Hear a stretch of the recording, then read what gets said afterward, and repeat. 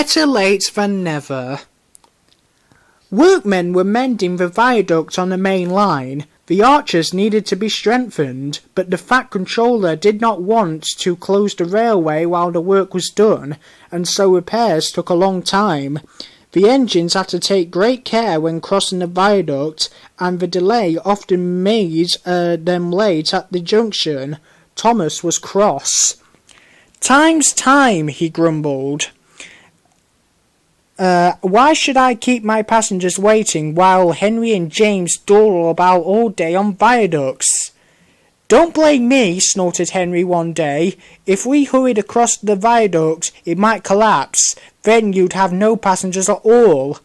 "What would you do then, eh?" "Run my trains on time for one thing," retorted Thomas, and hurried away before Henry could answer. At the top station, Bertie was timed to arrive just after Thomas. His passengers soon found that instead of going straight from Bertie to their train, they were having to wait until Thomas arrived. "Late again," remarked Bertie one day as Thomas panted wearily in 10 minutes after time.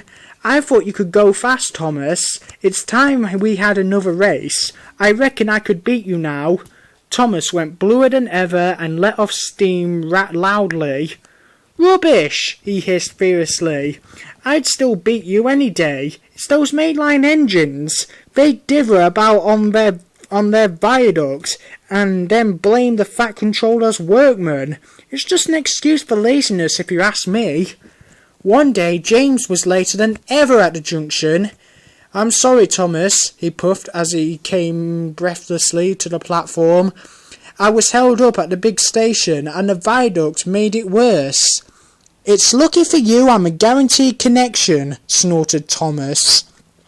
He puffed importantly away, leaving James at a loss for words.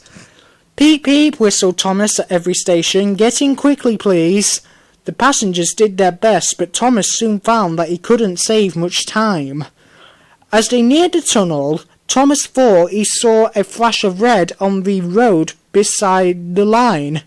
"That looks like Bertie," he said to himself, "but Bertie should have got to Farquhar ages ago."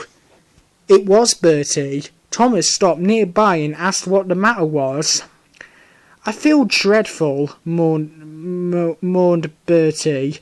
"All upset inside, and driver says he can't make me better." "Thank goodness you're late. Can you take my passengers, please? They'll never get home otherwise." "Of course," agreed Thomas. Thankfully the passengers climbed into Annie and Clarabelle, and after promising Bertie that he would send for help from the next station, Thomas set off again. Already he was feeling much more cheerful. All the passengers reached home safely, and when Bertie was better, he came to thank Thomas. "I'm sorry I teased you about being late," he said. "That's all right," said Thomas. "I'm glad I could help. Perhaps being late isn't such a bad thing after all."